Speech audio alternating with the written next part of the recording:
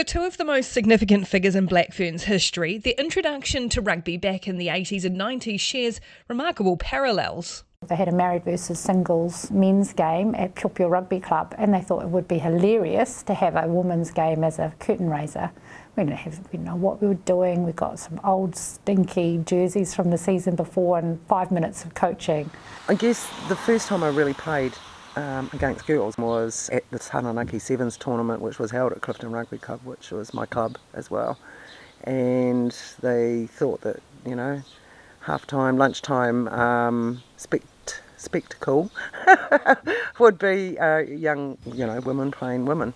Their role in the game was reduced to a sideshow, a spectacle, a curiosity, but it didn't deter them.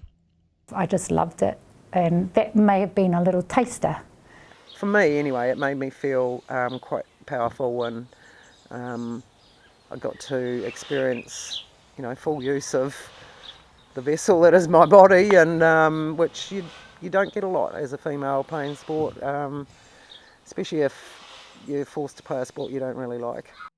That first fleeting experience with rugby was the catalyst for Dombrowski to pen a letter to the New Zealand Rugby Football Union asking the national body to recognise women's rugby. Former All Blacks coach and long-time administrator John Joseph JJ Stewart answered her plea. Got the letter back from the union saying that, we're disposed to women's rugby, and from JJ Stewart, and I was like, right, that's it, let's go. Over time, this has become the generally accepted origin story of women's rugby, that the game was established around 30 to 40 years ago when women around the country like Dombrowski started organising, forcing the establishment to sit up and take notice. But its origins go back even further, way, way back. Women have wanted to play rugby right from the very beginning. So almost within a decade of rugby being established in New Zealand, women tried to start playing. And they have tried repeatedly across the decades to play, to start teams, to be accepted nationally, to be affiliated with men's rugby teams. And it's unfortunate that it's really only since the 1980s that it's got itself established enough that we can say with some confidence that women's rugby is going to continue. There's an old saying, a woman's work is never done. In the case of rugby though, it's more a woman's work was barely recorded. The history of the women's game is largely an oral one. It's been passed down only over the last 30 years or so, even though we know it goes much beyond that.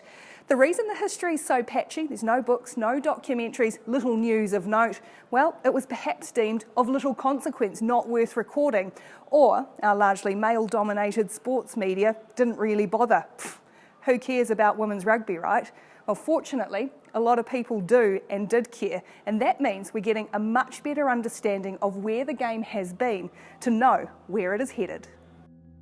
While women's rugby was able to eventually secure a foothold in the 90s, traditional attitudes still lingered. Players of that era had to endure questions over their femininity, their sexuality, and whether rugby would be detrimental to baby making. The Black Ferns' success at the 1998 World Cup, where they made an ardent fan out of British scribe and perennial Kiwi baiter Stephen Jones, went a long way to ensuring the team earned respect. And that's kind of how we got our name. The Black Ferns had originated from the 98 World Cup. There's this massive groundswell of support. Everybody was behind us. We played really attractive rugby, and then they were like, and we were known as the New Zealand women's team. And it was people like, well, you can't be called that. What do you want to be called?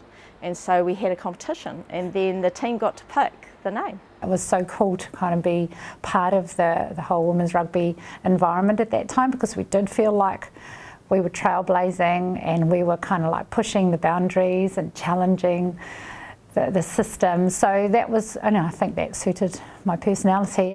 It would take another 20 years before contracts were introduced for Black Ferns. For that first generation of players like Cherry Blyde, for whom the Black Ferns' first game would be her only game, it meant she had to make a choice, family or career.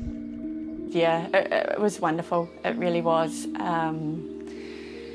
But for me, timing-wise, I wanted to start a family, and I know when I was up there in Auckland for the weekend, I remember ringing Steve and saying, no, we'll put it off, I want to keep doing this, but yeah, you get home and you decide, no, I still want to have a family, and I wouldn't change it, wouldn't change anything at all.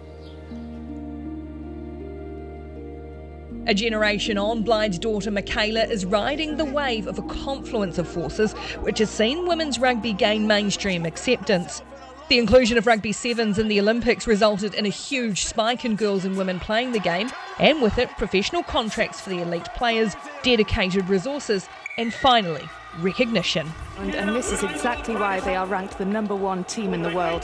To look back at what my mum had to what I have now just kind of brings back that little bit more gratitude, because we could have easily been that team that weren't considered professional, weren't considered good enough to be funded or to be contracted or travel in business class on flights. You know, we easily could have been one of those teams. It's a moment. There's a moment now.